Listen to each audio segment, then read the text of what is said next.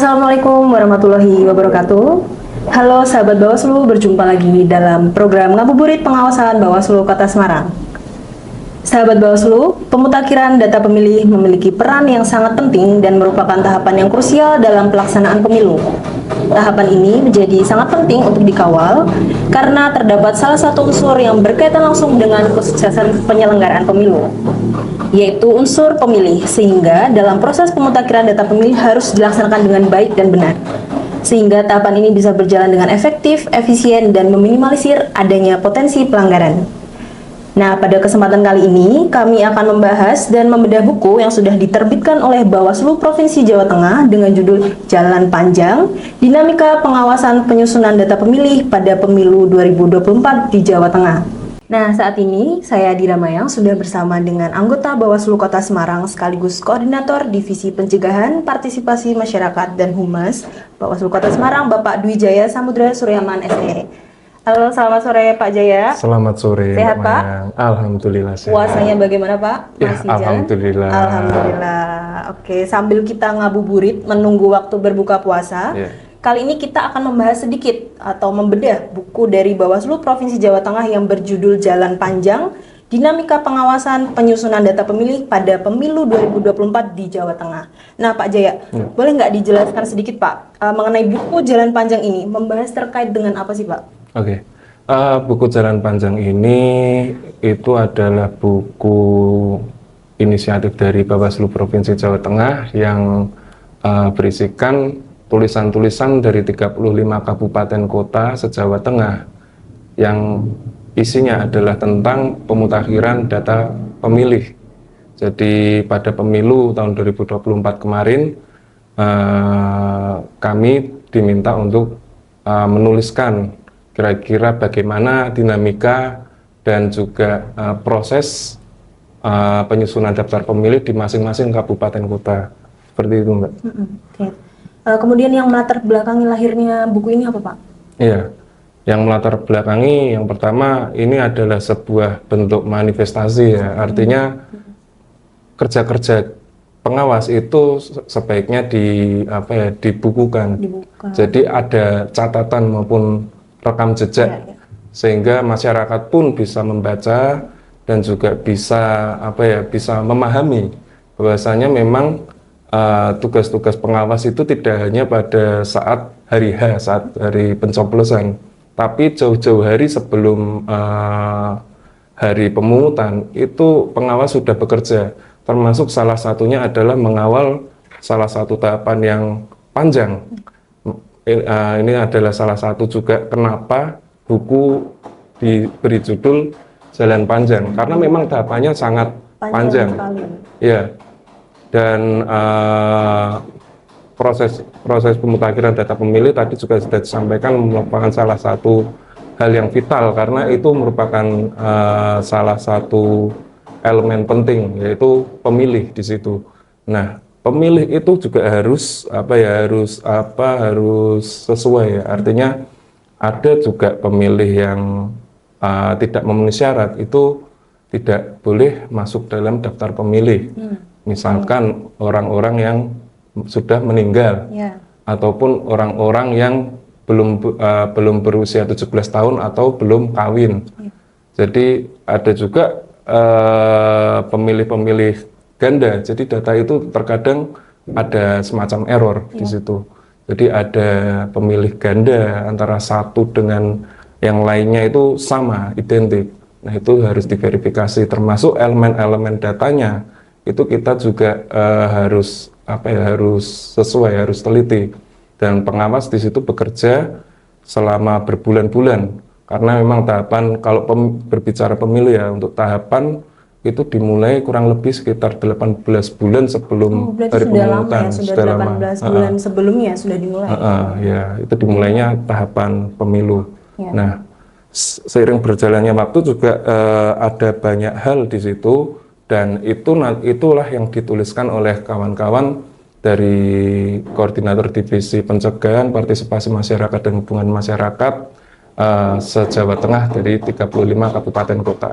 Oke, berarti bisa disimpulkan bahwa yang melatar belakangi di susun ya buku ini antara lain tadi adalah hasil kerja-kerja dari pengawas se-Jawa Tengah ya Pak Iya. ya, dengan tujuan untuk mungkin bisa mengarsipkan, mendokumentasikan hasil-hasil kerja sehingga akan abadi. Iya. Orang itu bisa membaca lagi, bisa Betul. tahu hasil kerja kita gitu ya Iya. Pak. Kemudian tadi ada disebutkan mengenai pengawasan yang sudah dilakukan. Nah, selama pengawasan tersebut yang panjang tadi Pak tahapannya dan prosesnya itu, adakah temuan-temuan yang didapatkan dari hasil pengawasan tersebut Pak? Ya, ada banyak sekali temuan yang didapatkan. Tadi sudah saya spill sedikit ya. Ada yang namanya data tidak memenuhi syarat atau yang sering kita sebut atau kita singkat itu data TMS.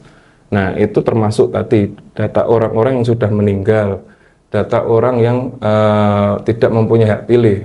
Yang tidak mempunyai hak pilih yaitu yang belum berusia 17 tahun, yang dia itu belum menikah.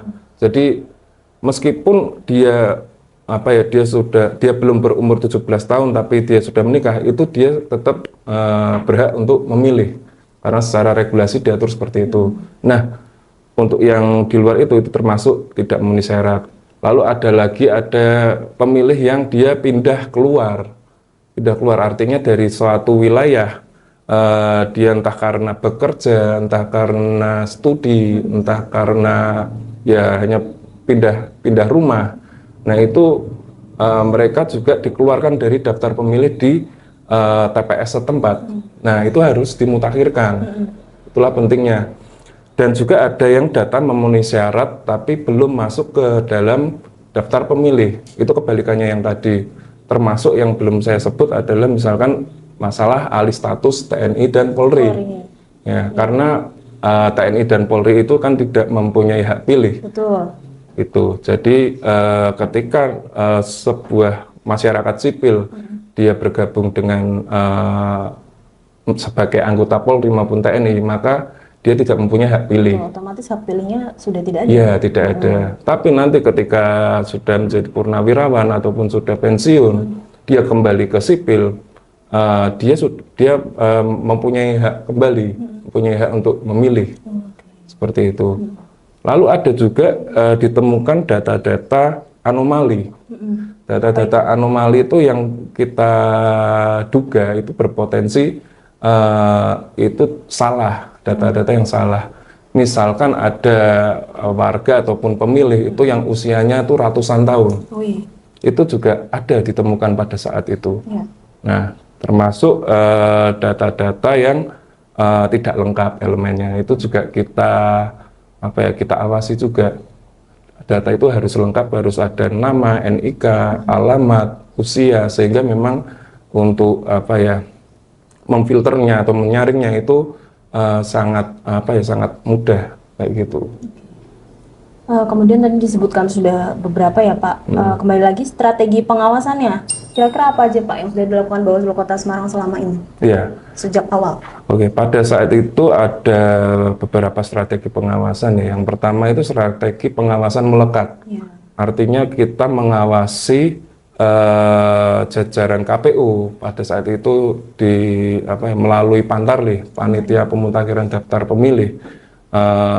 Kita lakukan pengawasan secara melekat. Artinya ketika jajaran Pantarlih itu turun ke lapangan untuk melakukan proses coklit ataupun pencocokan dan penelitian daftar pemilih, ada jajaran pengawas yang melekat entah di belakangnya atau di sampingnya. Itu untuk mengawasi yang pertama terkait dengan tata cara prosedur. Karena untuk memutakhirkan data pemilih itu sudah diatur melalui PKPU nomor 7 tahun 2022 tentang penyusunan daftar pemilih. Jadi di situ sudah disebutkan bagaimana tata cara mekanismenya dalam melakukan pemutakhiran daftar pemilih. Lalu apa saja identitas yang diperbolehkan untuk dapat masuk dalam daftar pemilih. Nah, itu Pantarlih harus melakukannya secara tepat. Tata cara prosedurnya tidak boleh ada satu momen pun yang terlewat, karena itu sudah SOP lah. Betul. Dari prosedur sudah harus dipastikan dulu ya Pak. Harus seperti itu. Nah, itu yang kita awasi secara melekat, termasuk data-datanya. apakah data-data yang disampaikan oleh pemilih ke Pantarlih ketika disampaikan ada perbedaan itu sudah direvisi atau belum. Nah, itu kita awasi. Nah, strategi yang kedua adalah strategi uji petik. Ya, strategi uji petik itu kita melakukan secara mandiri tanpa ada jajaran Pantarlih. Jadi mudahnya adalah ini semacam sidak lah. Jadi kita berkeliling ke rumah-rumah warga, kita tanya ke warga apakah Pantarlih sudah datang ke tempat beliau, lalu bagaimana, kita tanya prosedurnya seperti apa, lalu data-datanya itu apakah ada data yang terlewat, misalkan ada data meninggal yang belum direvisi pada saat itu, belum dimutakhirkan, apakah ada data orang-orang yang sudah pindah keluar, seperti itu. Termasuk kita biasanya juga berkoordinasi dengan stakeholder setempat. Ya, karena memang kita kan tidak mungkin langsung turun blek ke bawah kan. Kita yang pertama kita memerlukan kita meminta izin supaya warga itu tahu keberadaan kita, identitas kita itu sebagai pengawas, sehingga lebih mudah dalam melakukan pengawasan. Itu yang pertama. Yang kedua, fungsinya adalah untuk menarik data-data lain. Misalkan ada nggak warga yang tadi misalkan meninggal, ada nggak warga yang dia sudah pindah masuk ataupun pindah keluar. Nah, ketika kita sudah mendapatkan data-data itu, kita verifikasi ke rumah tersebut.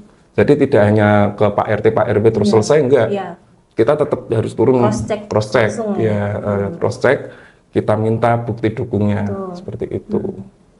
Kemudian itu sudah, Pak? Ya, itu untuk di tahapan Mutarlih ya.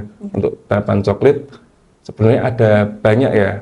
Selain ada tahapan coklit, masuk juga di tahapan penyusunan daftar pemilih hasil perbaikan. Jadi daftar pemilih yang dicoklit oleh Pantarlih itu dinaikkan ke tingkat kelurahan untuk disusun sebagai daftar pemilih hasil perbaikan. Nah, itu diplenokan, dan ketika ada temuan ataupun ada perubahan-perubahan, yang namanya data kependudukan itu kan dinamis ya, tidak statis. Nah, itu kita bisa menyampaikan saran perbaikan ke jajaran KPU seperti itu. Kalau di kelurahan ada PPS, kalau di kecamatan ada PPK, gitu. Jadi itu semacam filter berjenjang. Jadi ada subtahapan coklit, setelah itu masuk penyusunan DPHP, daftar pemilih hasil perbaikan. Setelah naik ke tingkat kelurahan, kecamatan, kota, itu nanti dia diturunkan lagi ke tingkat kelurahan. Jadi difilter kembali, karena tadi yang saya bilang jangka waktunya itu sangat panjang untuk pemutakhiran data pemilih, sehingga memang itu diturunkan kembali untuk dilakukan masukan ataupun tanggapan masyarakat. Gitu. Barangkali ada perubahan kembali, ada yang terlewat, itu kita filter terus. Itu diturunkan menjadi daftar pemilih daftar pemilih sementara, naik lagi sama mekanismenya dari tingkat kelurahan naik ke tingkat kecamatan, lalu diplenokan juga di tingkat kota. Setelah menjadi daftar pemilih sementara, diturunkan kembali ke tingkat kelurahan jadi daftar pemilih sementara hasil perbaikan, sehingga begitu seterusnya sampai di tingkat kota kembali, itu ditetapkan terakhir menjadi DPT. Ya, daftar pemilih tetap. Nah, itu sudah di lock, itu tidak bisa dirubah. Bisa dirubah lagi. Ya.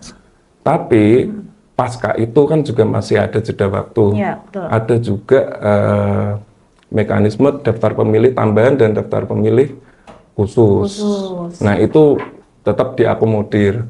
Artinya ketika pasca penetapan DPT, warga yang di dalam DPT itu misalkan pindah, itu bisa mengurus pindah memilih. Bisa mengurus ya? Ya, jadi dia itu pindah ke TPS mana nih, misalkan dari TPS A ke TPS B. Ya, dia harus melaporkan ke PPS, PPK ataupun KPU setempat. Kayak gitu. Setelah melaporkan diri, nanti dia dapat semacam bukti. Nah, itu nanti yang ditunjukkan pada saat dia ingin melakukan pemungutan, kayak gitu. Jadi itu khusus yang sudah terdaftar di DPT. DPT. Tapi kalau misalkan dia belum, ternyata setelah dicek nggak ada, belum ya. terdaftar, berarti dia nanti akan bisa memilih, tapi masuk di dalam daftar pemilih yang khusus. Begitu. Maksudnya khusus ya Pak, karena Ya. belum masuk ke DPT tadi. Iya, seperti itu. Nah itu itu nanti dia diberi waktu pada hari H di jam 12 sampai jam 1. Iya.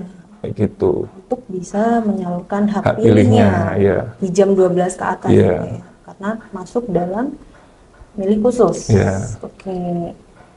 Begitu luar biasa panjangnya Pak, Panjang prosesnya. sekali ya. Emang. Makanya itu kalau misalkan kerja-kerja sepanjang itu, seekstra itu tidak tidak dimanifestasikan dalam bentuk buku, sayang sekali kan kayak gitu. Selain itu juga ya teman-teman memang waktu itu ditarget pada saat coklit itu pengawasan pengawasan selama 30 hari itu minimal harus ada 10 kakak yang diawasi tiap harinya. Tiap harinya Iya, Pak, ada tiap harinya 10 kakak. Kalau misalkan 10 kakak dalam 30 hari, katakanlah, berarti ada 300 kakak. luar biasa. Itu satu orang pengawas kelurahan. Pengawas kelurahan. Di Semarang ada 177 kelurahan. 177 dikali berapa tadi? Lupa ya. 300-an ya. Nah itu udah berapa ribu kan kayak gitu data untuk pengawasan. Nah, makanya ya selain manifestasikan ini juga sebagai bentuk apresiasi lah untuk teman-teman di jajaran pengawas. Ya. Nah, membicarakan proses yang sangat panjang itu Pak. Mungkin sahabat Bawaslu ingin tahu proses pembuatan dari buku ini tuh berapa lama Pak? Dimulainya semenjak kapan juga? Iya. Kalau proses pembuatannya itu sekitar 1 bulan. 1 bulan. Ya, kurang lebih 1 bulan. Jadi kita memang ditarget untuk segera menyelesaikan buku ini, tulisan itu dalam waktu 1 bulan. Itu untuk baik itu kita menulis, lalu ada juga direview. Jadi buku ini juga masih direview. Melalui proses review. Review oleh provinsi. Habis itu diturunkan lagi ketika ada revisi. Lalu kita koreksi kembali kayak gitu. Kurang lebih sekitar 1 bulan. Kurang lebih 1 bulan ya. Iya. Dan yang berkontribusi adalah 35 koordinator divisi pencegahan, partisipasi masyarakat dan juga humas Bawaslu Kabupaten Kota se-Jawa Tengah. Luar biasa. Hasil-hasil kerja, proses yang sangat panjang ya Pak, luar biasa, dan didokumentasikan, dibukukan menjadi buku ini yang luar biasa sahabat Bawaslu. Patut memang diapresiasi ya Pak. Sebagai bentuk apresiasi juga untuk jajaran pengawas kita atas hasil kerja keras kita ya Pak. Oke, tadi Pak, saya tertarik juga setelah banyak strategi pengawasan yang sudah dilakukan oleh Bawaslu Kota Semarang, ada beberapa temuan-temuan Pak, ya kan sudah jelas itu ujungnya disampaikan ke KPU Kota Semarang Pak? Iya, setiap kali ada temuan pada saat proses coklit misalkan, kalau misalkan kita tahu langsung, kita lakukan pencegahan secara langsung. Artinya kita tegur langsung Pantarlih itu untuk melakukan sesuai dengan tata cara prosedur.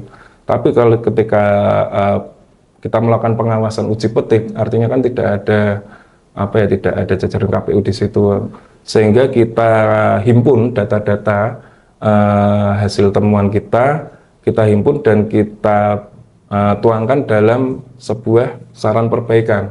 Nah, saran perbaikan itu kita kita sampaikan ke jajaran KPU secara berjenjang. Seperti itu. Berarti tetap disampaikan. Pasti disampaikan dan kita cek sebelum pleno ditetapkan, kita cek apakah itu sudah ditindaklanjuti atau belum. Jangan sampai saran perbaikan kita tidak ditindaklanjuti kan seperti itu. Karena itu kan menjadi dugaan pelanggaran kalau tidak ditindaklanjuti. Baik. Pak, tadi kan kita sudah membicarakan bahwa ini merupakan kontribusi dari 35 Bawaslu Kabupaten Kota. Otomatis Bawaslu Kota Semarang juga ikut berkontribusi. Mungkin bisa diceritakan Pak, mengenai apa sih yang diceritakan mengenai Bawaslu Kota Semarang di dalam buku ini Pak? Iya, di dalam buku ini sebenarnya ada 3 bagian ya. Yang pertama itu pendahuluan. Pendahuluan itu ya berisi semacam prolog lah. Prolog untuk menghantarkan pembaca untuk menuju ke substansinya seperti apa. Jadi di dalam prolog itu kita membahas masalah demokrasi, membahas masalah aturan-aturan, kenapa harus kenapa yang namanya daftar pemilih itu harus dimutakhirkan, lalu aturannya itu dari peraturan KPU mana ataupun undang-undang mana. Nah, itu dijelaskan pada pendahuluan. Lalu di tahapan pembahasan itu lebih spesifik kita menjelaskan mengenai tadi subtahapan yang ada dalam tahapan pemutakhiran data pemilih yang ada banyak sekali itu. Nah, itu kita jelaskan di situ, termasuk kerja-kerjanya seperti apa dan juga hasil dari temuan-temuan dari pengawas. Itu kita sampaikan di dalam pembahasan. Lalu di bagian ketiga, bagian terakhir itu ada kesimpulan. Jadi kesimpulan ini kita lebih ke semacam ringkasan dari pembahasan itu seperti apa, dan juga isinya adalah mendorong masyarakat lah, artinya untuk lebih aware tentang yang namanya data kependudukan mereka. Betul. Karena tidak jarang ditemui juga banyak warga yang dia tidak mengurus administrasi kependudukan. Seperti acuan. Iya, seperti acuh. Padahal itu dampaknya itu besar sekali. Biasa, betul. Bayangkan misalkan ada 10 orang di dalam satu TPS ataupun satu TPS itu tidak mengurus kependudukannya. Artinya ada 10 surat suara yang nanti bisa hilang kan, kayak gitu. Betul. Lalu itu rentetannya dengan logistik. Ketika berbicara masalah logistik, baik itu surat suara, lalu tadi ada kertas-kertas. Nah, itu juga berbicara masalah anggaran. Yeah. Artinya kita tidak bisa mengefisiensikan anggaran kan, seperti itu. Nah, makanya itu sangat penting untuk warga dapat mengurus kependudukannya, selalu update lah. Termasuk apabila ada anggota TNI Polri yang belum yang sudah pensiun, itu ya kami himbau juga untuk dapat mengurus kependudukannya sehingga tidak terjadi masalah pada saat hari H pemungutan seperti itu. Termasuk waktu itu juga kita temukan banyak sekali pemilih dengan domisili RT 0 RW 0. Nah, itu bagaimana, Pak? Nah, itu sangat menjadi tantangan buat kita lah. Artinya kita harus menemukan pemilih itu dengan alamat hanya RT 0 RW 0. Karena banyak sekali ditemukan. Iya, banyak sekali. Jadi untungnya di situ ada nomor TPS di dalam daftar pemilih itu. Jadi kita lihat itu pemilih RT 0 RW 0 itu ada di kecamatan mana, kelurahan mana, ada di TPS berapa. Ketika misalkan ada di TPS 2, oh ternyata TPS 2 ini ruang lingkupnya adalah warga-warga RT 1, RT 2, RT 3 dari RW 4. Ya kita temui tokoh masyarakat di sana. Kita temui Pak RT, kita temui Pak RW, kita coba berbincang lah tentang apakah ada nih pemilih dengan nama ini di RT-nya jenengan, seperti itu. Nah, itu kita verifikasi. Kalau memang ada ya kita datangi. Jadi tidak hanya berhenti di stakeholder aja, langsung kita tetap turun untuk memverifikasi. Kita minta bukti dukungnya. Oh, ada benar sesuai, oke. Masuk seperti itu. Kalau misalnya nggak ada ya kelemahannya itu ada juga karena ada regulasi yang tidak memperbolehkan untuk mencoret. Artinya ketika tidak ditemukan itu orangnya, ya kita tidak bisa mencoret dari daftar pemilih. Nah, itu sebuah kritikan lah. Apakah sebenarnya daftar pemilih ini kita lakukan verifikasi itu secara faktual atau administrasi, seperti itu. Nah, itu jadi semacam polemik lah, sempat menjadi polemik RT 0 RW 0 itu. Gitu. Berarti di buku ini pun disampaikan juga ya Pak, bahwa Bawaslu Kota Semarang juga menghimbau kepada masyarakat untuk aware, untuk peduli gitu, dan mengurus data kependudukannya nih. Betul. Karena imbasnya juga luar biasa. Luar biasa sekali. Jadi kesadaran masyarakat itu bisa lebih ditingkatkan gitu, sahabat Bawaslu ya. Oke, kemudian Pak, kira-kira hambatan atau tantangan apa sih yang dialami selama proses penyusunan buku ini? Iya, kalau hambatan Dan tantangan dalam penyusunan proses buku ini karena waktunya yang sangat singkat ya. Iya. Sedangkan kita menuliskan ini di akhir tahapan, di akhir-akhir tahapan. Sehingga kita harus harus mengingat-ingat kembali karena ini kan waktunya untuk pemilu ini kan panjang sekali kan. Harus merefresh Iya, lagi. harus merefresh lagi bertahun-tahun kemarin tuh melakukan apa, kita harus komunikasi lagi, kira-kira kemarin itu dinamikanya seperti apa, kita refresh, kita juga kadang tanya sama staff kan kayak gitu, tanya sama staff, kemarin gimana kayak gitu, oh gini, oh iya ya, nah itu kita tuliskan. Jadi memang tantangannya ada di situ karena waktunya sangat singkat dan itu kita nulisnya di akhir tahapan, sehingga kita harus bekerja ekstra untuk mengingat-ingat dan mencari data-data. Betul. Ya, karena kaitannya data itu kan sangat rigid ya, tidak boleh salah. Nah itu kita cari juga data-data. Apalagi kan ini prosesnya panjang ya Pak. Iya, Otomatis panjang. Mungkin bisa melibatkan periode yang lalu ya Pak Iya, ya. Sehingga betul kita sekali. membutuhkan data-data juga Iya. ya untuk bisa menyusun ini.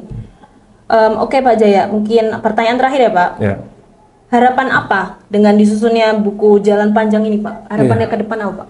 Ya, harapannya ke depannya pertama memang di masa non tahapan ini di Bawaslu itu memang bekerja untuk mensosialisasikan maupun mempublikasikan kerja-kerja ya, karena di luar sana masih banyak juga masyarakat yang masih masih harus paham tentang regulasi-regulasi tentang pemilu. Salah satunya di tahapan pemutakhiran data pemilih ini.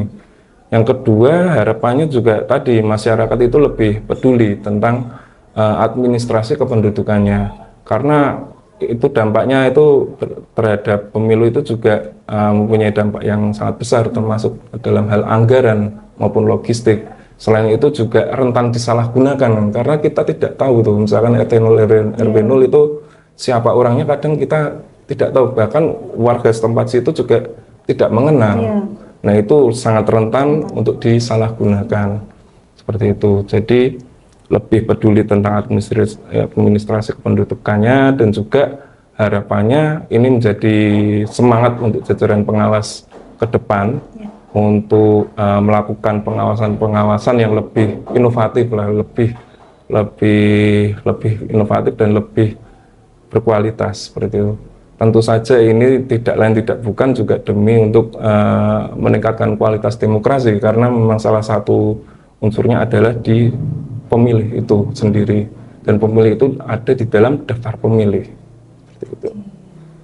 Baik, itu mungkin bisa sekalian menjadi closing statement ya Pak untuk pertemuan kita ya kali ini sahabat Bawaslu. Terima kasih banyak Pak Jaya sudah meluangkan waktunya untuk menjadi narasumber kita pada kesempatan kali ini. Begitu demikian sahabat Bawaslu, terima kasih. Semoga sahabat Bawaslu dilancarkan selalu ibadah puasanya, dan kita berjumpa lagi dalam episode yang selanjutnya. Sampai jumpa. Assalamualaikum warahmatullahi wabarakatuh. Salam awas.